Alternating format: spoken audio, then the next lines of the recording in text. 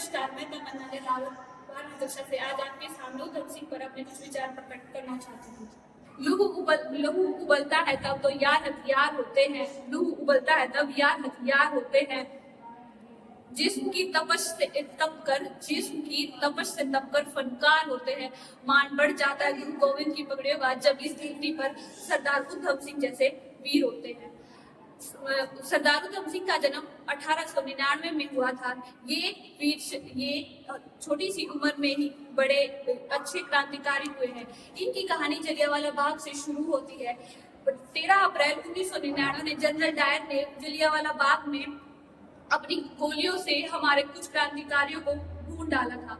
इस सब को देखकर सरदार उधम सिंह बड़े सहम गए थे। 15 साल की उम्र में उन्होंने इस मिट्टी की कसम खाकर ये कहा था कि मुझे जनरल डायर की भरी सभा में मृत्यु करनी है।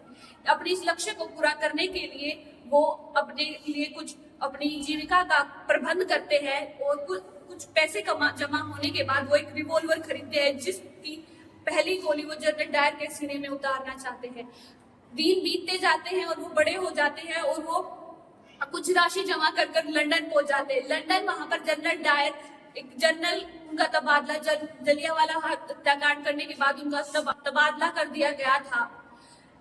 जनरल डायर की उधम सिंह के साथ अकेले में मुलाकात होती है, लेकिन उधम सिंह जनरल डायर को नहीं मारते हैं। वो चाहते थे कि भरी सभा में जैसे हमारे तमाम क्रांतिकारियों को मारा है वैसे वो उन्हें भरी सभा में मारना चाहते हैं। 1940 में जनरल डायर को नाइटहुड का पुरस्कार जलियांवाला हत्याकांड के उसमें खुशी में अंग्रेजी सरकार उन्हें देना चाहती थी।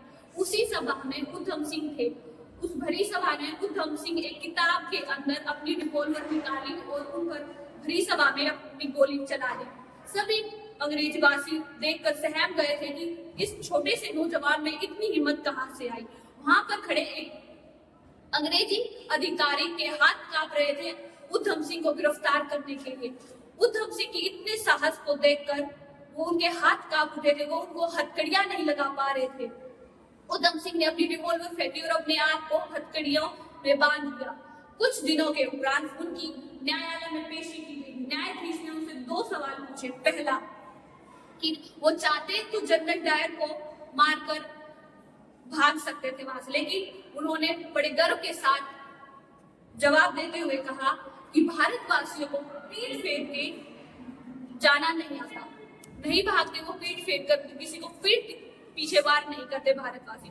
दूसरा सवाल ये था कि अगर वो वहां से उस दिन भाग जाते तो अपने जैसे 10 उधम सिंह पैदा कर सकते थे, लेकिन उन्होंने बड़े हंसते हुए कहा कि आज मेरी शहादत के बाद भारत में 10 नहीं 10,000 उधम सिंह पैदा होंगे।